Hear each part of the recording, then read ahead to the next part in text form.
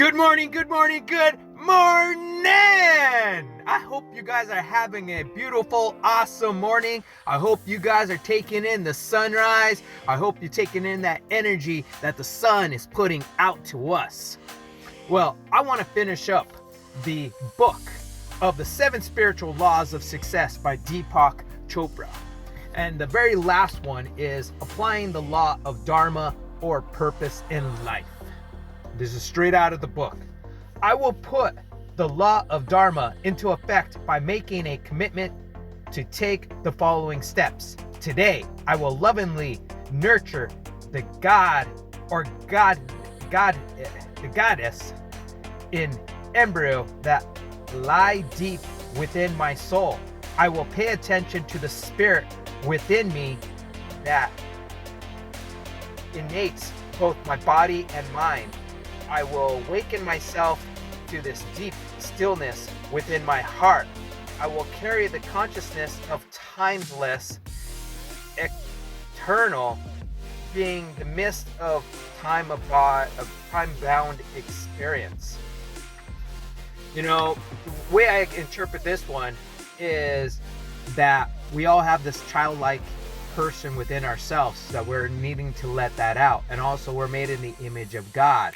You know, everybody can have a different interpretation, and that's the one thing that I love about books, because when the author puts out some content, writes it down, we all have the ability to interpret it different. That's why I like reading a book rather than going to a movie, because when you go to a movie, that is the director's interpretation of the particular book or script or whatever it was, and that's how he directed it. Whereas when we read a book, and it's like, that's different than what I thought that the movie would be. And that's where I kind of look at it in this one, is looking at your soul, you know, putting out with your soul, your deep embodying of your soul, of who you are, and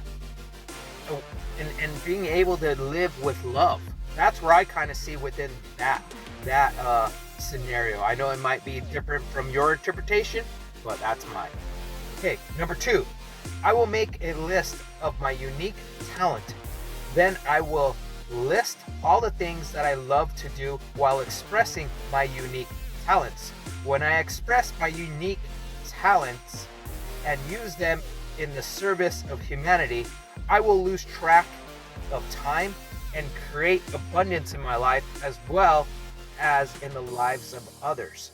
You know, it goes back to what I've been always saying, is live with love, lead with love.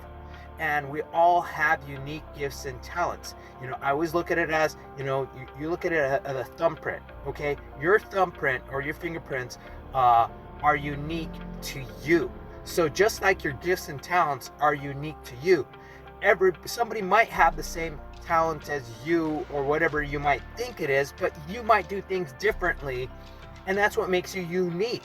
You know, you might not be like, when I hear people talking about like generalists and a specialist in life, or what is your niche, you know, these are the things that I was kind of looking at as like, you know what, a person doesn't really know what that really is until they have really experienced life, really putting it out there to find out what is your uniqueness of who you are, that how you do things and how you do things different than other people, because we all do the same thing. We all have 8,046 seconds in a day.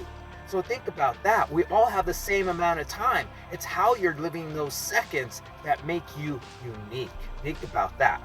Number 3, I will ask myself daily, how can I serve and how can I help? The answers to these questions will allow me to help and serve my fellow human beings with love.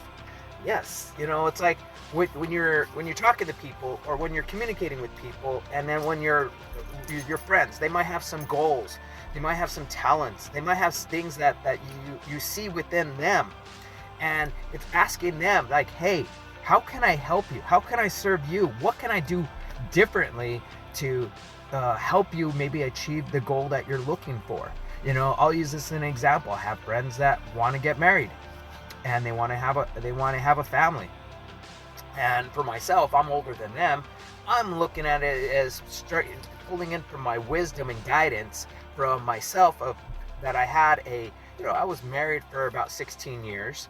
14 years was amazing. Life happens.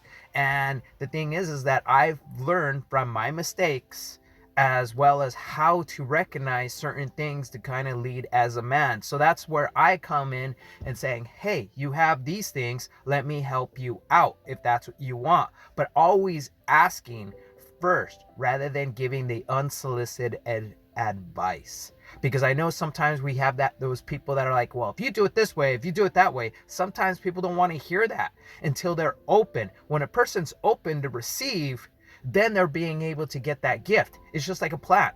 You're continuously putting water on that plant. You're going to drown that plant and kill that plant. But when the plant is open to receive that water, it's going to flourish. It's going to be blooming all the time when it does that. So always think about asking first, my friends. Well, you have a blessed and awesome day. I know I'm going to sneeze, but you have a blessed, awesome day, and be about it instead of talking about it, and namaste.